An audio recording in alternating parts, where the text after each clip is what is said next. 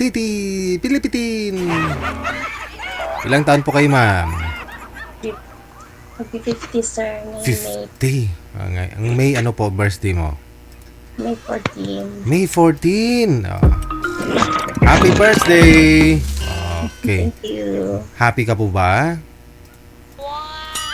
Sa buhay mo? Masaya ka naman sa buhay mo?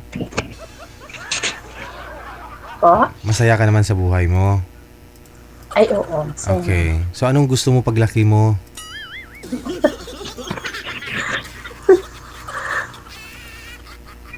Gusto mo maging? Hindi na lalakim. Hindi.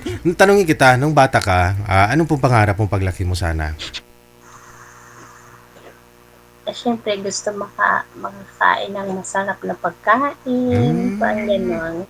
Okay. Pero nagawa mo naman yun. Nakakain ka na ng masarap na Ay, pagkain. opo. Anong lasa? May masarap, may maasim, gano'n. Okay. Alat, or Alat. lahat ng lasa na natikman ko na. Tikman mo na. May maasim, may maalat, may matamis. Anong gusto mo doon sa mga natikman mong pagkain? Matamis pa Ano, ba? baby? Anong nasarapan mo? Yung matamis, maasim, o maalat? Matamis. Matamis. Okay.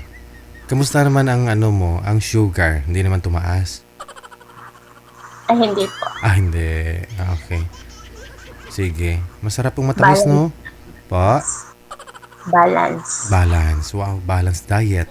Kita naman sa katawan. Oh, hindi.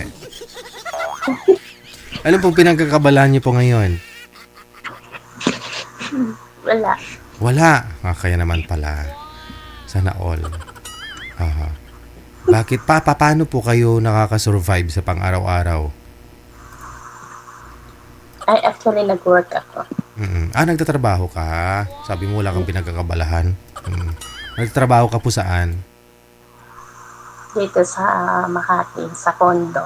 Sa Makati sa condo. Okay, sige. Ano man po trabaho mo dyan sa Makati sa condo? Housekeeping, sir. Bali ho, isang kwarto lang po yan? Isang unit lang po ba? O ilang floor yung nililinisan mo? Ang kwarto lang. Okay. So, may kasama po kayo dyan, amo mo? Opo. Okay. So, hindi naman ganun kalaki yung kwarto, yung di ba? Yung condominium, yung mga unit. Maliit lang. Carry. So, relaxed pa rin, di ba? Mas maba pa rin po yung pahinga. Opo. Now, ano po ba? Hiwalay kayo, ma'am? Ano, Deji? Hiwalay ka na sa asawa? Opo. Ilang taon na po kayong hiwalay? 3 years. 3 years ka nang di nakatikim ng matamis. Okay. Kasal po kayo noon?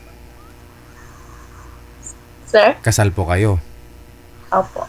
Ba't naman ho kayo naghiwalay? Naging toxic na. Dahil andyan na ho yung pagdududa, yung away palagi, gano'n, hindi magkasundo, no? Opo. Wala eh. Saan po ba siya? Saan po siya? Sa Surigao. Tapos lumuwas ka ho dito sa Maynila? Nagtrabaho? Dahil po doon naghiwalay kayong dalawa, no?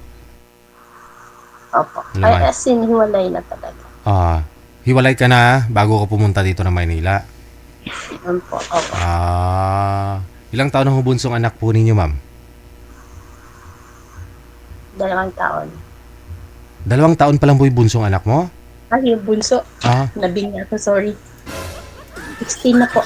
16 na. Okay. Doon ho sa province kay mister mo? Opo. Okay. So, official lang ho kayong hiwalay. Pero hindi pa yun mo, no? Or legit kasi nga, kasal po kayo. Hindi naman ho kayo anal, no? Oo, mahirap mag-anal ng teaching. Hindi eh. Madali lang. Basta may 1 milyon ka, bukas anal ka na. Ay, wala ka ng 1 milyon eh. Sabihin mo kay judge, sabihin mo sa mga abogado mo, utang lang muna. Dad, pwede na mag-iwalay kahit walang anal.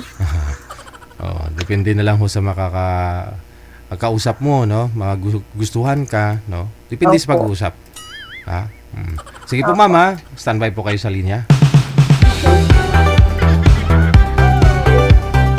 Si Miss Sul, no? Hiwalay sa asawa, no? Byuda sa buhay. Taga Makati. Sa Makati po siya ngayon.